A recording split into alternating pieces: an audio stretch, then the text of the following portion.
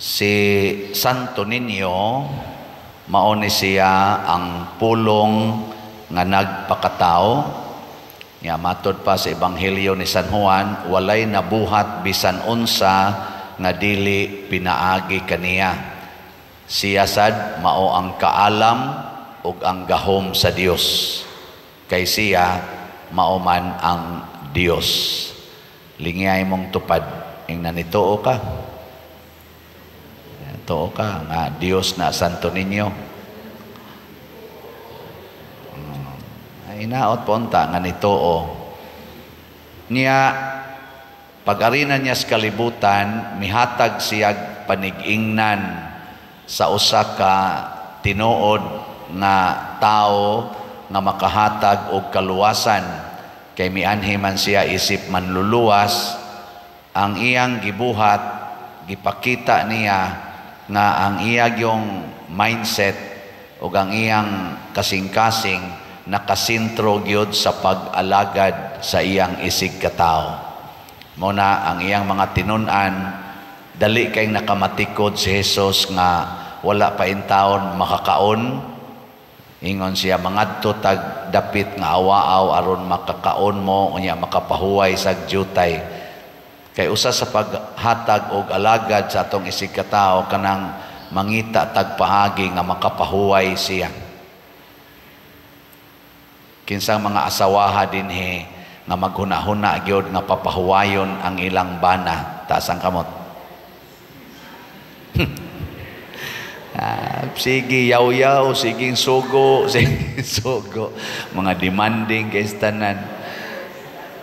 Kinsa dinhing mga banaha nga magsigig yung gunahuna nga makapahuway ang iyang asawa. Ta sa kamot. Wa, kaya atay usat, duha. Nakalitan sad kay wa sige maghuna-huna, no? Kinsa dinhing mga ginikanana nga nagsigig yung gunahuna nga makapahuway untang ilang mga anak. Ta sa kamot. Kanang di gyud manugo ba?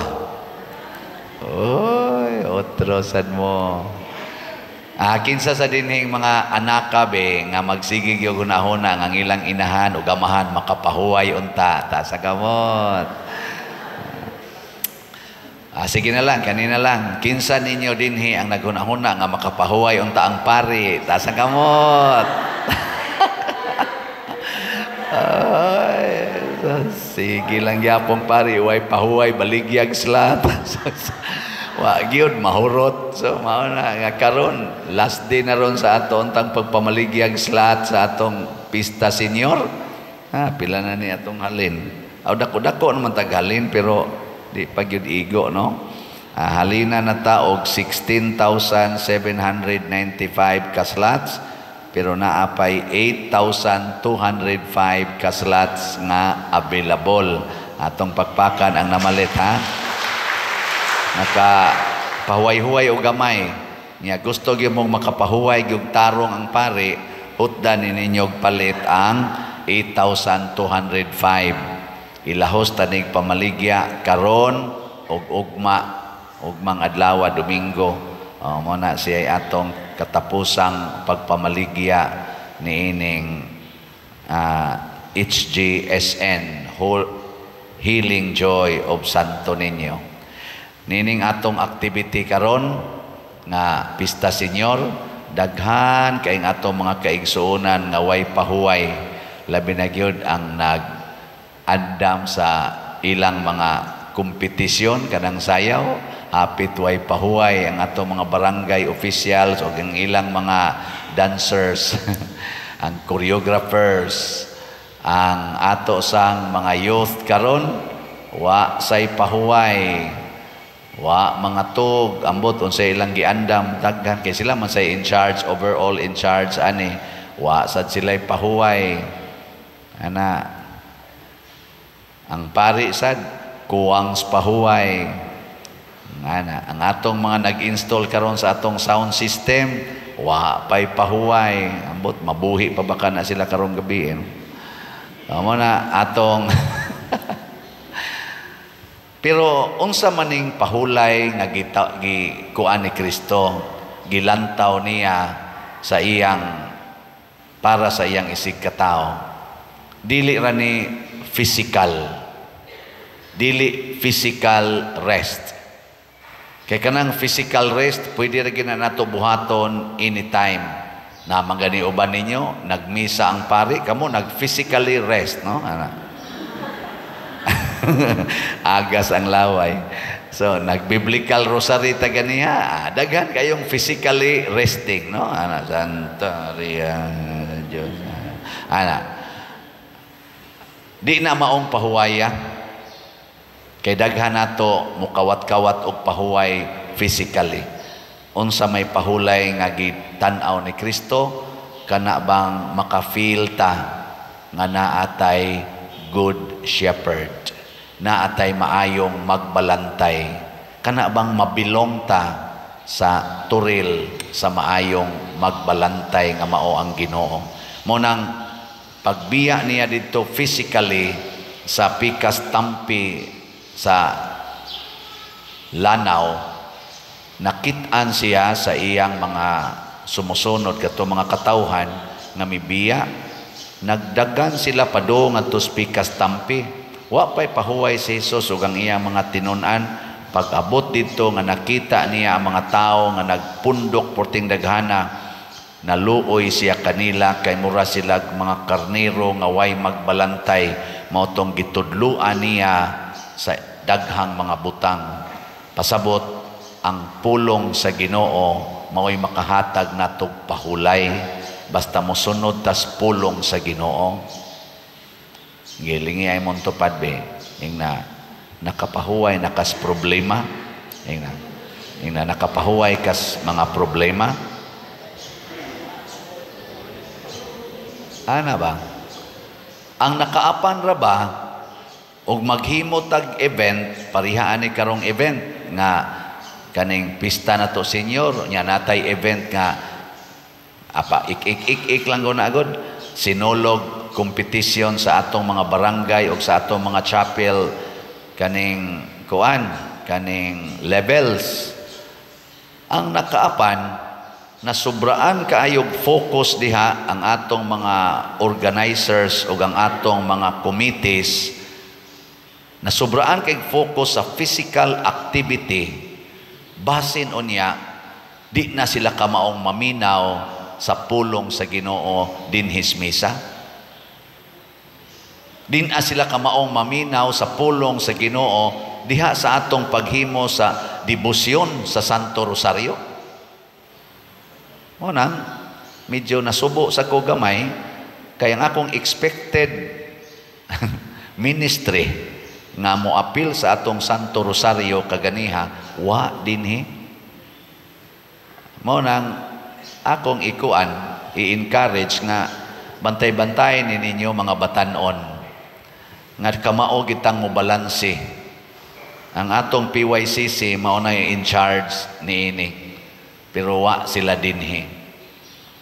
Mo nang peligro nis mga batanon karong panahona, kay mas interested sila sa physical satisfaction and physical rest, pero di sila interested sa spiritual satisfaction o spiritual rest.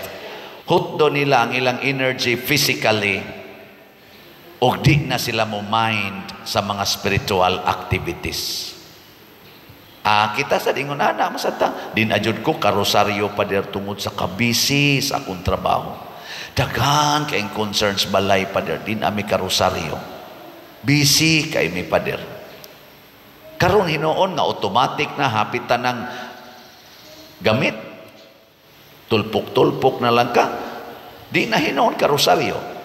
Dikin sa ninyo dinhi pamilya gyud nga magrosaryo gyud kada adlaw isip pamilya. Tas kamot. 1.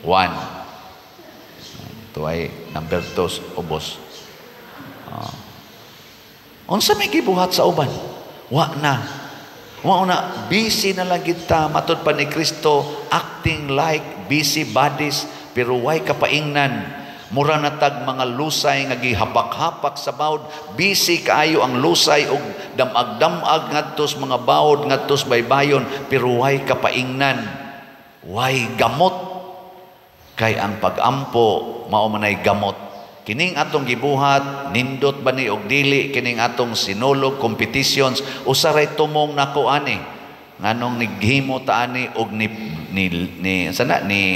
gasto tag minilyon ngano man aron unta mo gamot sa atong kasing-kasing ang gugma, ang bato balani sa gugma ni Santo Niño. Makapaminaw unta ta siyang pulong kay mao ra gani sekreto aron mo resta. Dili ng pagduka-duka panahos misa, dili ng pagduka-duka o dili pag-apil sa Santos nga Rosario kay matug usami. Kay naparabay activity unya. Usana kadakong sayop og diha mudaog ang yawa. Di ba? Mao ni atong sakit karon. Mao na diri sa unang pagbasa niingon si King Solomon, batanon kaayo ko. Tanaw ha? Batanon siya. Batanon kaayo ko, Lord, nga imong gitagaan aning gingharian nga porting dakua gikan sa akong amahan. Hatagi ko sa kaalam aron kamaokong mugiya, kamaokong mudumala niining dako kaing katawhan nga imong gipiyal nako. Kay unsa may akong hibang kaagan, pasabot hatagi ko sa mga pulong. Dili kay kita rin magbuot-buot nga murag kita'y kamao. Hangtod na lang di na ta maminaw sa Ginoo, iumit pagid nato ang activity nga iyas Ginoo. Moto gabi hapit naman to alas 12 na human, ni sekreto jud kog ingon sa ato dihang mga batanon didto og diha sa gapundok sila. Ayaw ninyo kalimti ang atong biblical rosary ugma. Doko-doko lang ang uban mo smile og taphaw. Ayaw ninyo kalimti ha. Ana. Mao na hinaot unta nga mahimo ning learning sa dihang una natong motorcade nga nakuyapan si Edgar nga akong driver nya kaming 8 ka buok das driver gidana sa Inuba ngadto padong Pangpang. Nakaingon jud kong helpless ko. Wa na ko'y mahimo. May gani kay gisagang sa tuod, wa malahos og kahog. Kita sa dinhis kalibutan, helpless ta kung wa na nang tuod sa pagtuo, the stronghold of faith. Helpless ta. Ihug ta siyawa sa bungaw sa kapildihan o sa kadautan tungod sa sala. Torting abtikas ato mga batanon absig sayaw-sayaw practice gabi sus grabihag nga lawas pertigyon murag puno sa energy pero ihug ra na siyawa silang tanan ngadto sa premarital sex, ngadto sa same sex, ngadto sa kabit-kabit, ngadto sa pornography, ngadto sa pagkahakog anang kwarta, dali ra kay na sila ipanghuwog. Sa ila pa lang mga sinuluban, wa na, pildi na. Hastang pari gatanaw, pildi sa dusahay.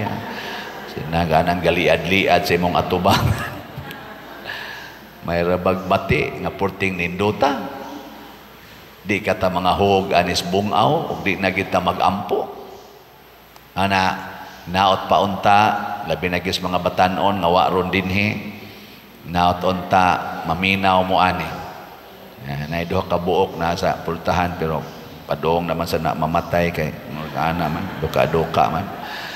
So, anang ako lagi ning gi-intentional tingali og appeal dinhi tungod sa wa man sa ko magpreparar, gi-remind lang ta sa Holy Spirit kamoy akong napamalandungan diri samtang galingkod ko nga wa ba kami mapildi siyawa ani labi nang ako ba nga minahal kay pinangga ra ba kini nakong mga youth nato.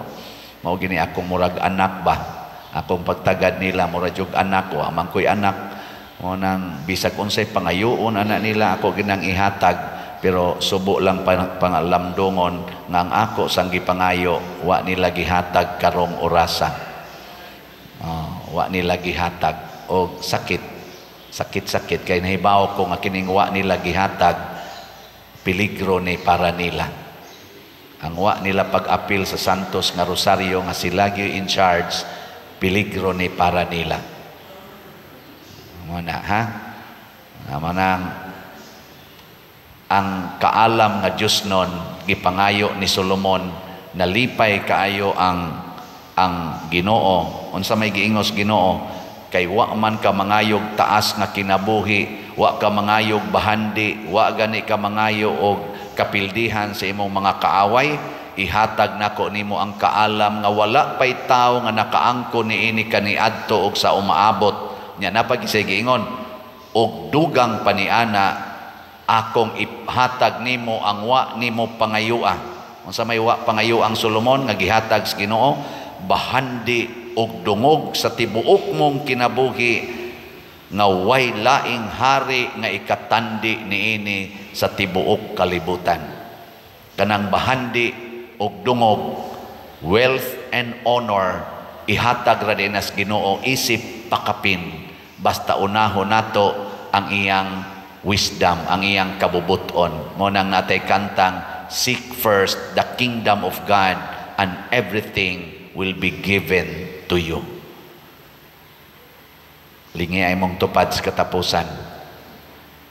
Ing na di tani unahon ang kwarta, ipalit na lang ni natog slot. Sige, ing na.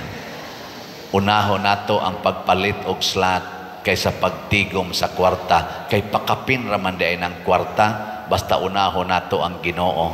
Nya sa pagpalit og slot, giuna nimo si Señor Santo Niño kaysa imong pagtigom, pakapinan ka og daghan pa.